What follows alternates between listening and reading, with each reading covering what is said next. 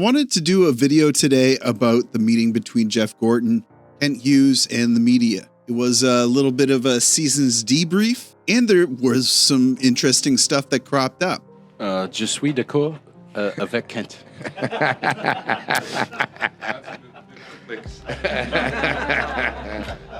When I listen to it later, I hope I do agree with it.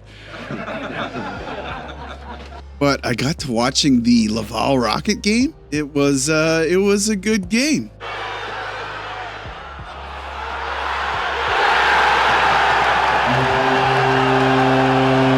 Let's talk about it.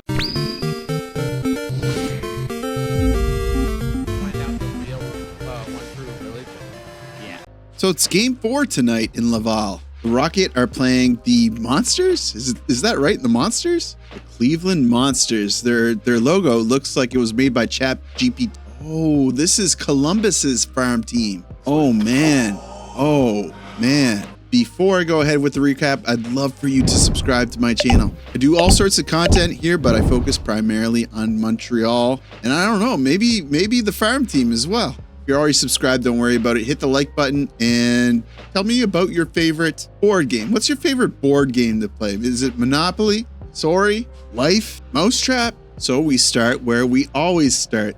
La formation de départ. Alignement. C'est ça, je comprends pas. Well, this must be the lineup, right? It says attaquant. This must be it. Our forwards, Farrell, Dauphin, Boulet, Gignac, Kapanen, Roy, Harvey-Pinard, Condotta, Simoneau, Davidson, Jack-Eye, Beck. Who's this Jack-Eye fellow? I thought he was on the Canadiens. No défenseur, our defenseman, Witherspoon, Lindstrom, Trudeau, Mailloux, Engstrom, Reinbacher, et notre gardien de but, our goaltender. It's Fowler in net tonight. I think there's been some controversy around this, right? They've been choosing to play Fowler, although Primo has performed really well. It's happening again, guys. We're going to have 4 goaltenders in the system that are all viable goaltenders. So aside from la formation de départ or alignment, I'm just going to hop through this game really quick. Laval hits the ice. Incredible energy. I'm not used to watching AHL games, I must admit. There was some funky stuff. There was interesting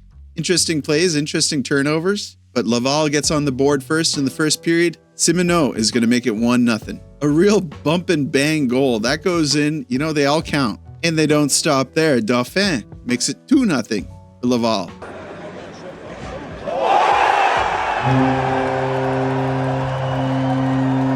Good job, Dolphin. Still in the first period, our boy Mailloux makes it 3-0 for Laval.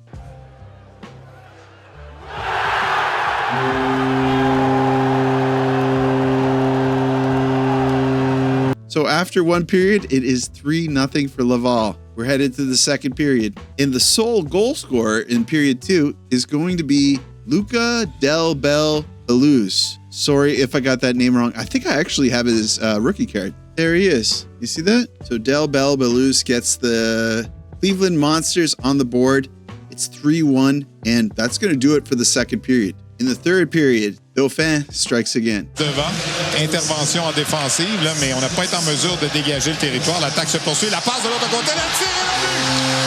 C'est marqué par Laurent Dauphin. That's going to make it 4-1 for Laval, and that's a wrap on the game. 4-1, Laval moves on to the next round. So Dauphin made a big splash tonight, and I got to hand it to this Jet Greaves character. 32 shots, and he looks sharp. I mean, Laval was throwing the pucks at the net. Cleveland did not look ready for them defensively. I'd actually like to see the previous game. I guess Cleveland fought back and won the last game, right? Watching this game, I'm not sure how that happened. Laval looked like the obvious better team. So yeah, it interests me to know how they were able to beat Laval in the last game. Jacob Fowler was solid in net. He only had to make 18 stops, but that's all they needed. He let 1 goal in. Reinbacher, I would have liked to see more of him, but Laval did a good job of shutting down the Cleveland offense. So a commendable game by the Rocket defense. I still think that Engstrom is not being talked about enough. And that brings me into the topic of conversation that I was originally going to have this video about, the end of season media op for Kent Hughes and Jeff Gorton. Widely, it was kind of uneventful.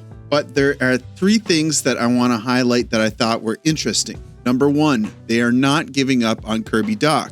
Part of me was saying that maybe they were going to cut their losses with Dach and find a pure second C. Maybe Dach was a trading chip to a developing team. I'll be honest, I don't think that his value is super high right now, but I'm trusting Gorton and Hughes and the management team with the big club to make good choices, because so far they've made excellent choices. And it's in the culture, right? Montreal wants to afford their players the ability to succeed. If Kirby Dach is saying he's not done yet, and they think that they saw a glimmer there back in January when Dach was clicking, I give them my vote of confidence. Same thing was said about Patrik Laine. He wants to be part of the team and he wants to contribute. Did he knock it out of the park? Did he graduate with honors? I would say probably not. But who was it that said recently? It might have been Hughes or Gordon or Martin St. Louis. Without Laine's contributions back in December, January, when he was really clicking on PP1, the Montreal Canadiens might not have made playoffs. Okay, so Dach and Laine,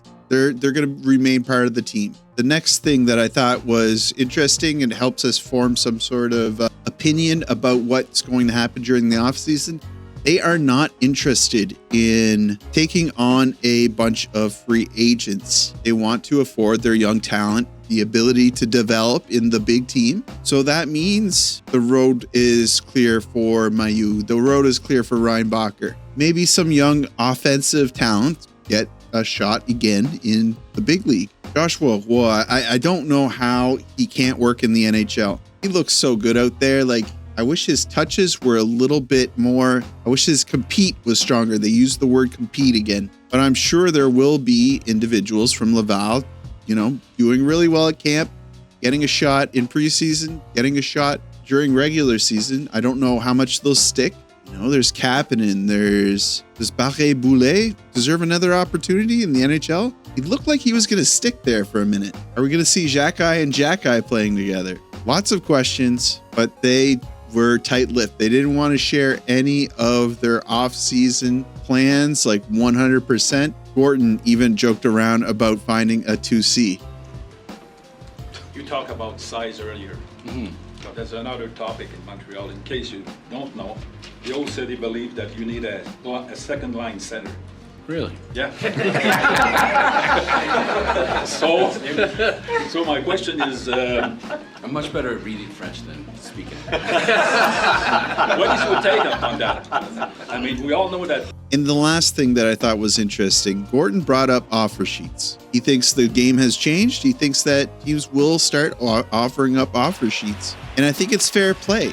This is healthy for the players. And right now, players are re-signing at unprecedented salaries, right? The thing is, I don't think that they really understand that the league is growing at the rate it is. And even players like Draisaitl, who will be earning $14 million next year. This is a new era. I don't think that $14 is something to have sticker shock about. So teams have to keep their heads on a swivel. If you have a young prospect that is showing a lot of promise, clutch them like pearls, man. That's going to do it for me. It's 1 a.m. I did not plan on staying up this late.